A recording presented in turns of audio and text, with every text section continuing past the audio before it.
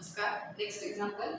Find A inverse of A 1, 2, 4, 4, 3, minus 2, 1, 0, minus 3. So हा 3/3 matrix आहे. कुठल्याही मेथडने आपण इन्व्हर्स फाइंड आउट करू शकतो, पण आपण आता इथे ॲडजॉइंट मेथडने फाइंड आउट करणार आहोत. जेव्हा मेन्शन केलं नसतं तेव्हा शक्यतो ॲडजॉइंट मेथडने इन्व्हर्स फाइंड आउट करायचा. सो फर्स्ट स्टेप काय असणार आहे? डिटर्मिनंट ऑफ ए आपल्याला कॅल्क्युलेट करावं लागेल. So determinant of A is equal to determinant of 1, 2, 4, 4, 3, minus 2, 1, 0, minus 3, which is equal to 1 into bracket 3 into minus 3 means 9, minus 9, minus 0, minus 2 into bracket 4 into minus 3, minus 12, minus 12, minus 2, म्हणजे plus 2. त्याच्यानंतर plus 4 into bracket 0 minus 3,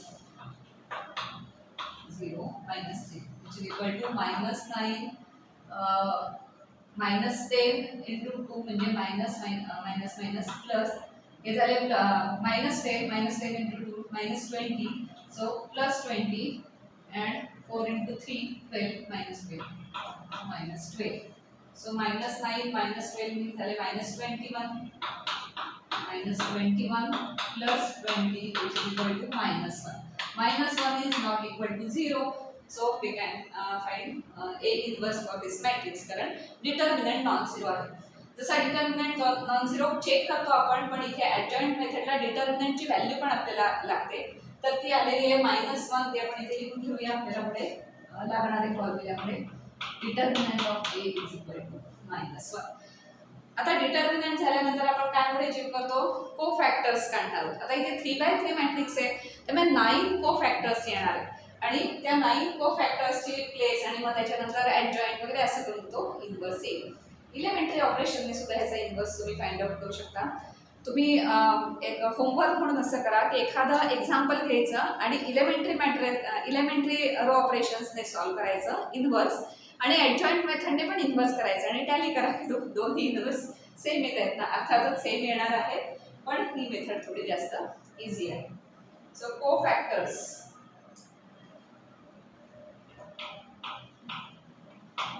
आता इथे आपल्याला calculate करायला लागणार आहे कारण इथे 3/3 आहे ना, त्यामुळे डिटर्मिनंट येणार आहे.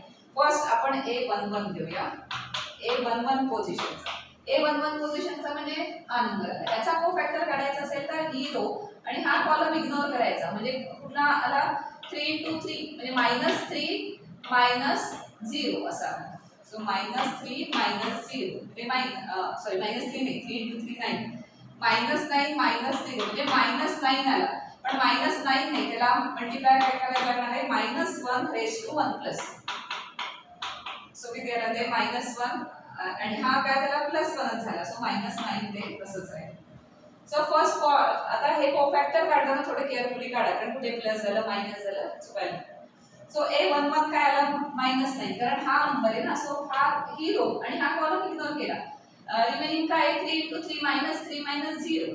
सो -9 राहिला आणि -1 raised to 2 असल्यामुळे साइन चेंज आहे. सो -9 आहे. देन A12 पोझिशनचा काढूया. A12 पोझिशन म्हणजे हा नंबर ज्या रो आणि कॉलम मध्ये तो इग्नोर करायचा. म्हणजे ही रो आणि हा कॉलम इग्नोर करायचा. मीन्स काय ना, पहिले ते 3 नंबर्स येणार आहेत ना, ते यातलेच येणार आहेत. डिटर्मिनंट काढले ना त्याच ह्याच्या प्रोसेसमध्ये. -12 आणि इथे काय आलं? -2. सो -12 +2 म्हणजे झालं -10. आता याला आपण साइन द्यायची. -1 raised to 1 plus 2. लक्षात येतंय काय करतोय आपण? -1 raised to 1 plus 2 म्हणजे -1 raised to 3. -1 raised to odd number म्हणजे मायनस साइन झालं. Minus plus. सो +10 झालं. कसे नंबर आपण काढतोय ते लक्षात आलंय? त्या पोझिशनचं घ्यायचं आणि उरलेल्या 4 एलिमेंटचा डिटर्मिनंट त्याला मल्टिप्लाय करायचा. त्याच्यानंतर A13 पोझिशनचा नंबर. A13 पोझिशन म्हणजे हा नंबर घेतला की हा कॉलम आणि ही रो इग्नोर करायच्या. थर्ड नंबर येणार. फक्त ए नाही, मल्टिप्लिकेशन मला येत नाही, आतलं येतं कारण फक्त डिटर्मिनंट घ्यायचं आहे. सो 4 - 0 म्हणजे 0 -3. 0 -3 -3 इंटू मल्टिप्लिकेशन मध्ये काय -1 raised to 1 plus 3. खूप एक्झाम्पल सॉल्व केली की तुमच्या लक्षात येईल की याचा प्लस साइन याचा minus plus minus plus minus असं ते अल्टरनेट साइन जात. पण तोपर्यंत आपण हा -1 रेस टू सफिक्सचा हा घ्यायचा म्हणजे कुठे साइन उगाच चुकायला नको. सो -1 रेस टू 4 म्हणजे +1 झाला आणि -3 ॲज इट इज -3 तसंच आहे. A13 पोझिशन झाला. आता आपण घेऊया A21 पोझिशन. त्याच्या पुढच्या रो मध्ये A21 म्हणजे हा नंबर कुठल्या रो मध्ये येतो ह्या रो मध्ये आणि कुठल्या कॉलम मध्ये येतो ह्या कॉलम मध्ये. आता केअरफुली घेऊया कारण ही रो आणि हा कॉलम इग्नोर केला. आता कुठले नंबर राहिले 2 4 0 3 मतलब तसं डायरेक्शन चेंज नाही करायचे, डायरेक्शन हीच ठेवायची आहे. 2 4 0 3 चा डिटर्मिनंट कसा घ्यायचा तर 2 * 3 हे आधी घ्यायचं -0 * 2 डायरेक्शन हीच ठेवायची. सो 2 * -3 म्हणजे त्याला -6 -0 म्हणजे आता ते -6 * -1 raised to 2 + 1 means it will be 2 + 1 which is equal -1 raised to 3 म्हणजे हे झालं -1 मायनस प्लस झालं सो +6. then A22 पोझिशनचा नंबर A22 पोझिशन म्हणजे हा नंबर या नंबर साठी हा कॉलम आणि ही रो इग्नोर केली. आता काय एलिमेंट्स येणार आहेत तर हा एलिमेंट 1 * -3 1 4 1 -3 याचा आपल्याला डिटर्मिनंट काढायचा आहे म्हणजे 1 * -3 -1 * 4 1 * -3 means -1 * 4 म्हणजे -4 म्हणजे -7 झाले इंटू -1 रेस टू 2 + 2 म्हणजे 4 म्हणजे -1 रेस टू 4 म्हणजे +1 झालं -7 ॲज इट ती साईड तशीच आहे -7. सगळीकडे एकदा चेक करा हे नंबर हे सफिक्स व्यवस्थित घेतलेत ना आणि त्याचं मायनस प्लस काय ते केलं करून नंतर मल्टिप्लाय केलेत ना ते -3 -4 -7 झालं. कारण हा नंबर आहे ना तेव्हा हे इग्नोर केला आपण म्हणजे 1 * -3 -3 -1 * 4 is A23 position. A23 position म्हणजे आता हा एलिमेंट आला हा म्हणून ते A11 A22 हे पोझिशन जे आहे ते अगदी सुरुवातीला मी सांगितलं त्या मॅट्रिक्स हा चॅप्टर सुरू केला तेव्हा तर ते नीट लक्षात घ्या की कशा पोझिशन फार काही कठीण नाही लक्षात ठेवायला.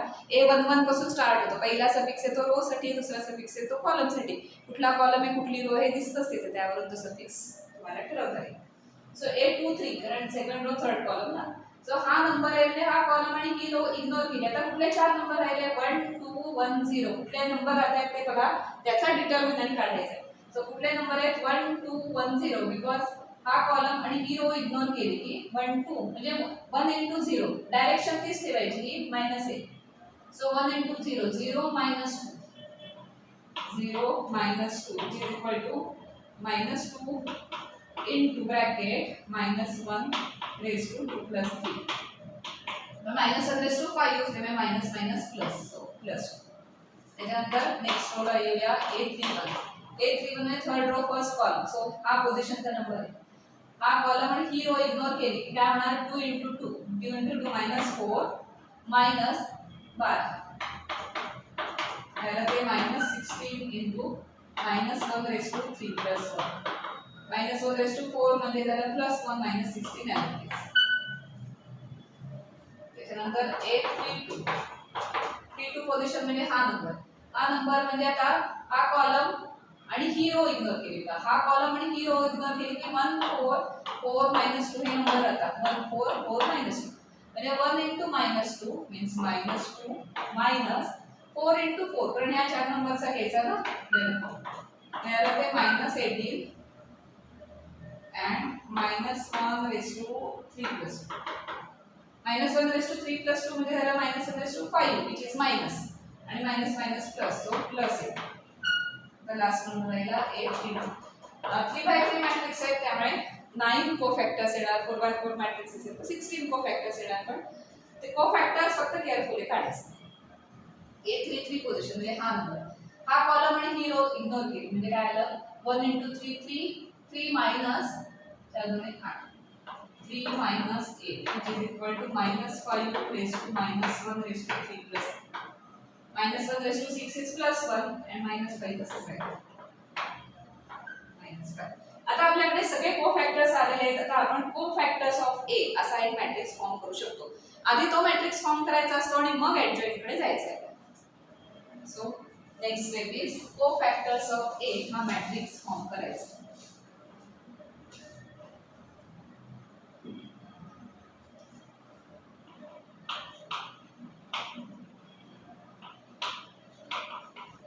मॅट्रिक्स काय येतो तुमच्या कोफॅक्टरचा मॅट्रिक्स.